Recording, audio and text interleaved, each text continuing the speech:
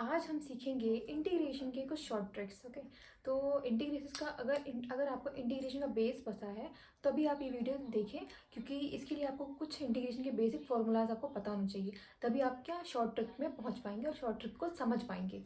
तो देखिए, जो हमारा जो पहला क्वेश्चन है वो क्या है, हमको फाइंड करना है इंटीग्रेशन किसका, कॉज एक्स। क्या दिया हुआ है, integration cos x upon sine x plus 3। अभी देखिए, अगर आपका जो नीचे भी जो भी फंक्शन दिया है जो कि हमारा है साइन एक्स प्लस 3, इसका डिफरेंशिएशन ऊपर प्रेजेंट हो, साइन का एक्स का डिफरेंशिएशन क्या होगा, साइन एक्स का डिफरेंशिएशन होगा कॉस एक्स जो कि हमारे ऊपर प्रेजेंट है, और 3 का differentiation since it is a constant term, ये क्या हमारा एक कांस्टेंट टर्म है, तो कांस्टेंट टर्म का डिफरेंशिएशन हम करते हैं तो क्या होता है 0। तो नीचे वाले का डिफरेंशिएशन अगर ऊपर प्रेजेंट है तो आपको सिंपली क्या करना है, सिंपली लिखना है I इज इक्वल्स टू, हमारा इसका आंसर डायरेक्टली हमें एक लाइन में मिल जाएगा। सिंपली लिखना है आपको लॉग, लगाएंगे ब्रैकेट, नीचे जो भी टर्म है उसको लिखेंगे जो कि हमारा sine x plus 3 bracket close, plus होगा हमारा साथ में c। ये जो हमारा होगा डायरेक्ट आंसर होगा, सिर्फ लॉग लिखना है और नीचे में जो भी वैल्यू होगी उसको लिखना है और प्लस हमको c लगाना है। ये हमारा इंटीग्रेशन सॉल्व हो गया।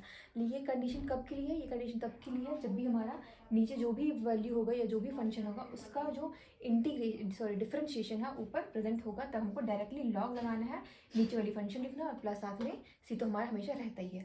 तो ये हमारा अगला क्वेश्चन जो कि हमारा एल्जेब्रिक एक्सप्रेशन पे बेस्ड है। अगर आपको डिनोमिनेटर में कुछ इस प्रकार के एल्जेब्रिक एक्सप्रेशन मिले तब इसको भी आप सिर्फ और सिर्फ 1 सेकंड में सॉल्व कर सकते हैं। उसको सॉल्व करने के पहले बस आपको एक चीज़ चेक करनी पड़ेगी, क्या वो है हमारा 4ac हमारा ग्रेटर होना चाहिए किससे, बी स्क्वायर से। तो 4ac को हम जो निकालते हैं हम 4 इंटू ए, क्या है हमारा ए होता है हमारा एक्स स्क्वायर का कोफिशिएंट जो कि है हमारा 1, और सी क्या है हमारा कांस्टेंट टर्म जो कि है वो भी हमारा 1, तो इंटू लिखेंगे 1। अभी बी क्या है, बी हमारा है एक्स का कोफिशिएंट, ये तो आपको हर किसी को, वैसे ये हमारा क्वाड्रेटिक इक्वेशन का standard form a x square plus b x plus c, ये आप 9th क्लास से पढ़ते आ रहे हैं तो ये आपको वैसे क्लियर होगा, बट फिर भी एक्सप्लेन करने के लिए मे भी आप भूल ना गए हो इसलिए मैं बता दे रही हूँ आपको। अब इन सबको मल्टीप्लाई करेंगे तो हमारा आएगा 4 और 1 का स्क्वायर होगा हमारा 1। ठीक है, अभी हमको दिख रहा है कि 4 हमारा क्या है, ग्रेटर, यानी कि 4ac हमारा बी स्क्वायर से क्या हो गया, ग्रेटर। तो ये चीज़ हमारी सेटिस्फाई हो गई, तो उसके आगे क्या करना है, आगे आपको मेन उसे याद रखना है। तो आप क्या करेंगे, आप सिंपली लिखेंगे, क्या देखिए इनका डिफरेंस क्या होता है हमारा 3, तो √3 लिखेंगे। ठीक है, और फिर हमको ऊपर में रखना है एक 2, इसके बाद लिखेंगे आप tan इनवर्स, और इसके बाद इस चीज़ को आप डिफ्रेंशिएट कर देंगे, तो एक्स स्क्वायर का डिफ्रेंशिएट करेंगे तो क्या आएगा 2x, एक्स का डिफ्रेंशिएशन क्या आएगा हमारा 1, और कॉन्स्टेंट टर्म का डिफ्रेंशिएशन हमारा 0, और अपॉन में जो ये वैल्यू हमारे √3 आई थी इसी को रख देना है। और सिंस ये इंटीग्रेशन कर रहे हैं तो प्लस सी तो हमारा आएगा ही आएगा। तो देखिए आई थिंक आपको काफ़ी अच्छा लगा हो ना, अच्छा ही लगा ऑफ कोर्स। इसको सॉल्व करने में कितनी मेहनत लगती है, कितना लंबा चौड़ा मेथड है, और मैंने सिर्फ इसको एक लाइन में बता दिया। बस आपको कंडीशन ये है कि 4ac हमारा हमेशा ग्रेटर होना चाहिए बी स्क्वायर से। भी हमने एक फंक्शन पे, मतलब कि फंक्शन का डेरिवेटिव ऊपर प्रेजेंट होगा तो ऐसे क्वेश्चन किए। ठीक है, उसके बाद हमने अलजेब्रा पे बेस्ड क्वेश्चन किए। अभी हमारा दिया हुआ है क्या, कॉस फंक्शन पे। ये जो हमारी ट्रिक किसके लिए, कॉस फंक्शन के लिए। तो हमारा कॉस फंक्शन होना चाहिए, और कहाँ कॉस फंक्शन और एक कांस्टेंट टर्म, आपका एक कांस्टेंट टर्म दिया हो और साथ में उसमें कॉस का एक फंक्शन दिया हो, तब ऐसे क्वेश्चंस को सॉल्व करने की भी एक शॉर्ट सी ट्रिक है। तो ट्रिक क्या है, हमको वो याद जानने से पहले आपको पता होना चाहिए कि आपको ये याद रखना है, एक्चुअली पता नहीं होना चाहिए, आपको याद रखना है कि कांस्टेंट टर्म बाय टोटल, इसका सबको इस्तेमाल करना है। क्योंकि चलो देखिए क्या कैसे करेंगे, इसको भी हम एक लाइन में सॉल्व कर सकते हैं। अगैन देखिए, आपका जो कांस्टेंट टर्म क्या है 3, तो आप लिखेंगे क्या यहाँ पे 1/3।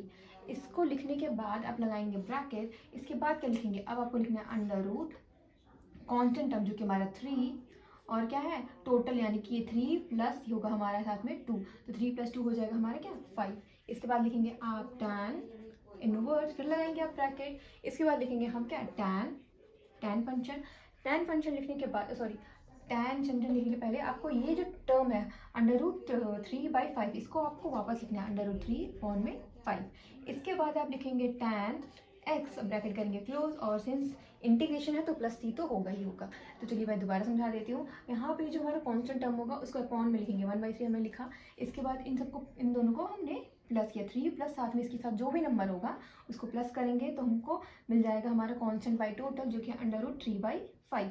इसके बाद tan इनवर्स लगाना है। इसके बाद फिर से जो हमने यहाँ लिखा था उसको वापस लिखेंगे और साथ में tan x लिख देंगे और प्लस c तो हमारा होता ही है। चलिए ऐसे ही एक और क्वेश्चन है, चलिए इसमें भी लगाते हैं हम अगेन। तो सबसे पहले हमारा कांस्टेंट टर्म है जो कि है 7, तो हमने 7 1/7 रखा। इसके बाद हमने क्या किया था, इसके बाद हमने इस चीज़ को इस्तेमाल किया था कांस्टेंट बाय टोटल। कांस्टेंट हमारा अंडर रूट लगाएंगे, ब्रैकेट लगाएंगे, अंडर रूट कांस्टेंट है हमारा 7, तो हमने लिखा 7। 16 + 7 कितना होगा 23, तो हम लिखेंगे यहाँ पे 23।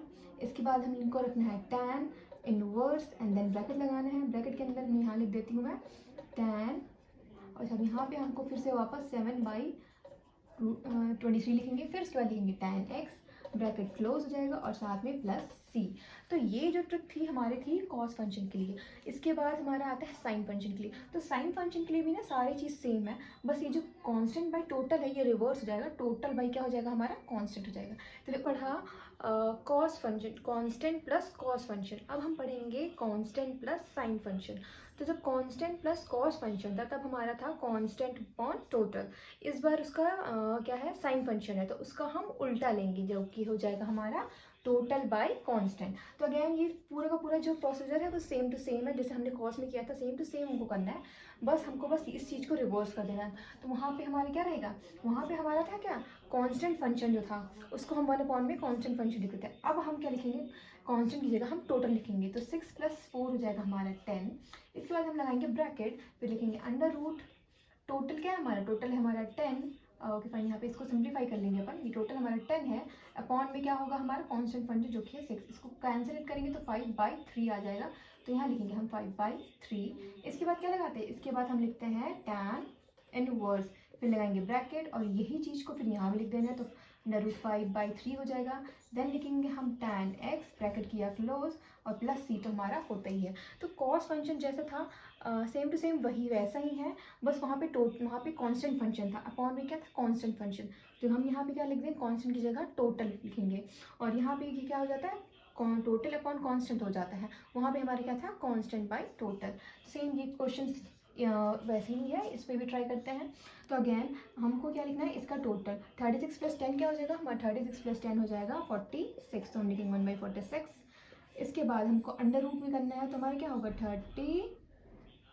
टोटल होगा ना, तो 46 अपॉन में होगा हमारा क्या कांस्टेंट फंक्शन जो कि है 36। इसको कैंसिल आउट करेंगे तो 23/18 आएगा, तो अंडर रूट में 23/18 हमने लिखा, 18 होगा ना, हाँ। देन इसके बाद हम लिखेंगे tan इनवर्स, इसके बाद हम लगाएंगे ब्रैकेट और फिर इसी चीज़ को हमें रिपीट करना है, तो 23/18। तो हम लिखेंगे tan x, bracket close, plus में हो जाएगा c। अगर आपको ये ट्रिक्स पसंद आई हो तो चैनल को लाइक कमेंट सब्सक्राइब जरूर करें और तब तक के लिए बाय बाय।